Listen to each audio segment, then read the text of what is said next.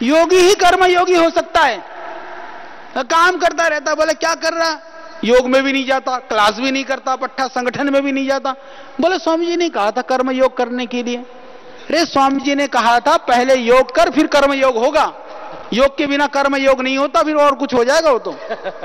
मजेदार काम है ना व्याख्या। अच्छा, इतना सामर्थ्य आ चुका है, शब्दों को व्याख्या करने में तो आप माहिर हो चुके हैं, तो उस माहिर बने को सृजन में लगाओ।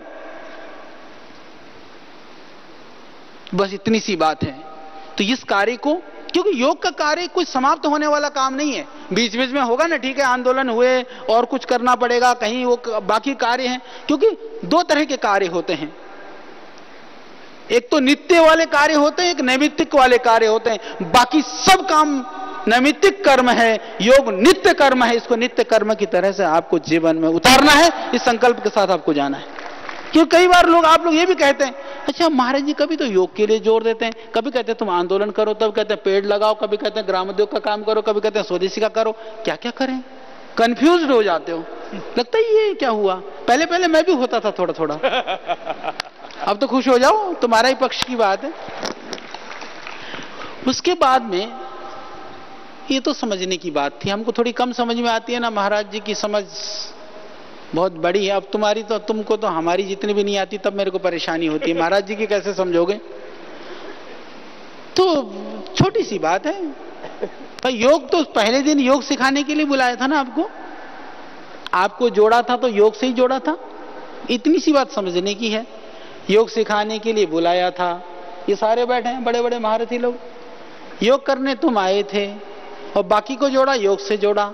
इसका मतलब यह है कि योग मत छोड़ना, बाकी कुछ भी कर लेना। इसका मतलब इतना ही तो है। इसको जितना समझ लोगे, ये बात जितनी समझ में आ जाए, उतना ही तुम्हारा भला है, और हमारा भी, और संगठन का भी, और देश का भी, राष्ट्र का भी, और हमारे धर्म परंपरा और हमारे सब ऋषि मुनियों का, सबका भलाई इसी में है।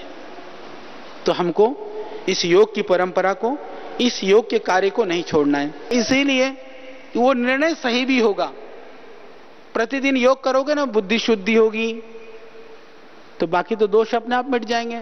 योगेन योग संपद्यते, अरे योग करोगे तो योग अपने आप सिद्ध हो जाएगा, सारे काम अपने आप ठीक हो जाएंगे। हिसाब भी ठीक रखोगे, किताब भी ठीक रखोगे, कृतज्ञता भी रहेगी, सब कुछ रहेगा। एक ही काम कर लो मेरे भाई, ईमानदारी से योग कर लो, बाकी सब काम अपने आप हो जाएंगे। और योग छूटा सब काम गड़बड़ा जाएगा।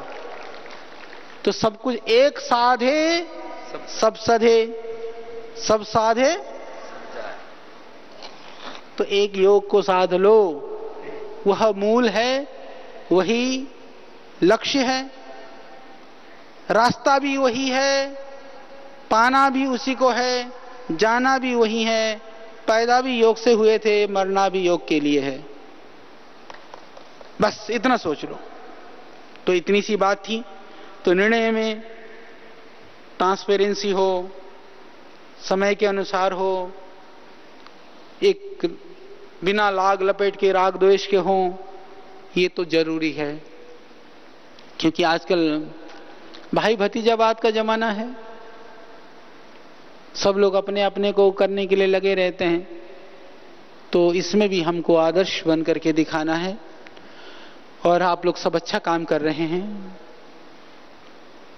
मैं जब दूर दूर जा करके देखता हूं, बहुत सारी मेरी माताएं, बहनें, भाई बहुत निस्वार्थ भाव से, उनकी रिपोर्टिंग भी होती है, नहीं होती है, कोई पूछता है, नहीं पूछता है।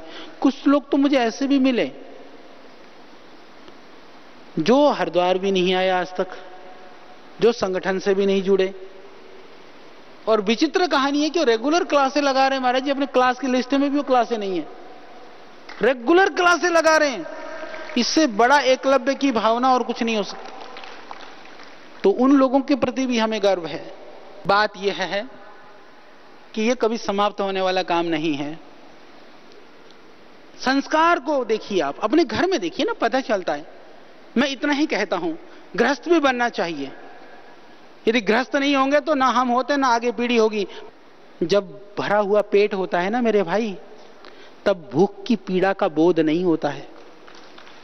भूखे रहने से भूख की बोध होता है, भूख का बोध होता है, तब होता है बोध। जब जीवन में अनुकूलताएं होती है ना, प्रतिकूलता वाली जीवनों की कल्पना तुम नहीं कर सकते हो। तो इसीलिए भगवान ने जो कुछ भी तुमको अनुकूलता दिया है उसके लिए भगवान का धन्यवाद करके जो कुछ करना है इसी जीवन में कर डालो, नहीं तो ये भी कभी नहीं मिलेगा, कभी नहीं मिलेगा फिर दोबारा ये। और यह सोच करके आप कार्य करिए कि जितना मेरा सामर्थ्य है उस सामर्थ्य से ज्यादा भगवान ने मुझको दिया हुआ है, इसीलिए मुझे मेरी जवाबदेही भगवान के लिए, ये सोच करके आपको काम करना। इस भाव से आप काम करिए, इस भाव से आप आगे बढ़िए, तो जीवन में आप सब कुछ कर सकते हैं। और आप लोग खूब कार्य करें, खूब सेवा करें, खूब आगे बढ़ें। और देश के लिए एक पतंजलि परिवार एक उदाहरण है।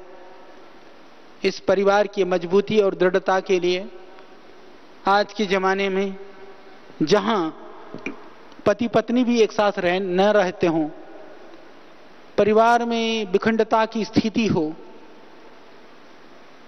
सारे घर टूट रहे हों, उस समय पर इतने करोड़ों लोगों के परिवार को एक साथ लेकर के चलना, इतने आदर्श के रूप में इतने बड़े परिवार को चलाना और खड़ा करना, ये दुनिया के लिए एक उदाहरण है। तो मतभेद हो सकते हैं, रहने भी चाहिए, क्योंकि मतभेद से सृजन होता है, मनभेद से विखंडन होता है। मतभेद रखे रहना पर मनभेद कभी मत होने देना। संस्था हमेशा आगे बढ़ेगी, संगठन हमेशा मजबूत बना रहेगा, इसमें कोई संशय नहीं। तो ये हमारी शुभकामनाएं आप सबको, और भगवान से आपके लिए प्रार्थना है।